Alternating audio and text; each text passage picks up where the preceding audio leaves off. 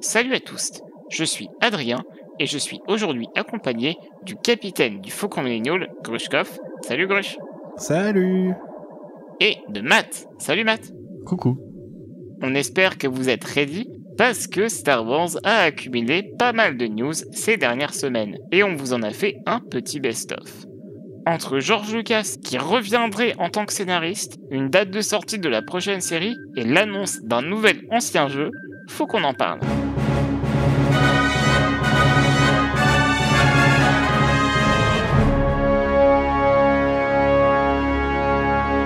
Matt, on me dit dans l'oreillette que tu aurais pas mal de news à propos des jeux vidéo estampillés Star Wars. Oui, ça commence avec Aspyr qui a annoncé le 24 février dernier, il y a une petite semaine, la ressortie de Star Wars Republic Commando sur PlayStation 4 et Nintendo Switch. Il nous avait déjà fait le coup avec Star Wars Racer, c'était propre comme portage, et là ils remettent ça avec ce FPS pour le 6 avril 2021. À défaut d'être beau, on espère que ce remake va pouvoir être jouable, un peu comme les anciennes versions du jeu sur PC.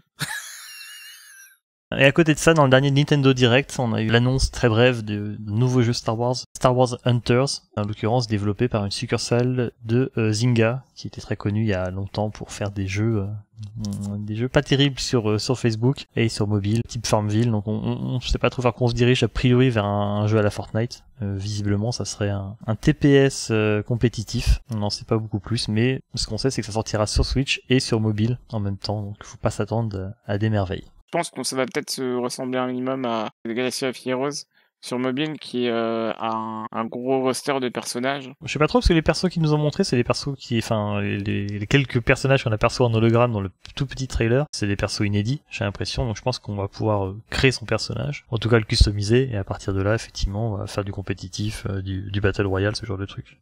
En tout cas, on n'a pas d'autres news à part que ça se situerait entre l'épisode 6 et 7. Donc une période que Disney et Lucasfilm semblent de plus en plus exploiter. Et par contre, ça sera gratuit, visiblement. Donc, à mon avis, à balle de microtransactions, je pense, derrière. Je pense qu'on peut dire ça sans trop s'avancer, c'est quasiment certain. Et ça serait pour 2021. Grushkov, tu as une bonne nouvelle pour tous les lecteurs français de Star Wars.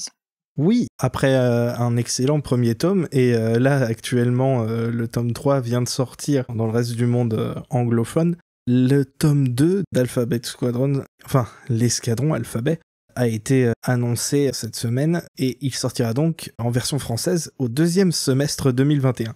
Son nom original c'est Shadowfall, la version française s'appellera donc Où l'ombre s'abat. C'est la suite presque directe du premier tome. Je crois qu'aucun d'entre vous l'a lu, et alors que j'avais dit à Matt que ça lui plairait sûrement. Ah mais c'est prévu, il est sur ma liste. Mais elle est longue, ma liste. J'ai entendu beaucoup de bons retours sur le deuxième tome, et ainsi que sur le troisième, donc a priori une bonne trilogie. Je pense que si vous aimez bien les pilotes, et si vous aimez bien les histoires de rédemption, il y a plein de personnages, c'est ça qui est bien, parce que on suit tout un escadron, et ils ont tous leur propre histoire, et c'est intéressant de les suivre. C'est pas juste du piou-piou qui réfléchit pas, il y a plein de trucs, plein de thèmes Star Wars qui sont abordés, c'est très intéressant, c'est bien écrit, et il y a des bébous. Ah. Donc, que demander de plus? Et donc ce tome 2 de l'Escadron Alphabet, ce sera chez Pocket.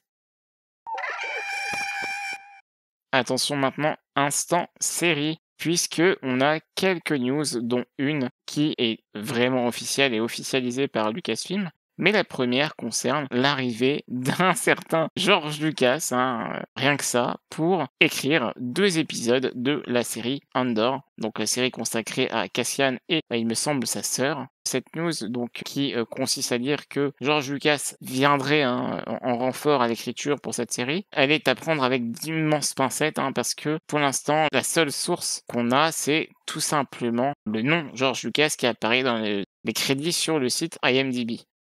Néanmoins, on a une bonne nouvelle pour la série Kenobi qui accueillera l'actrice Indira Varma.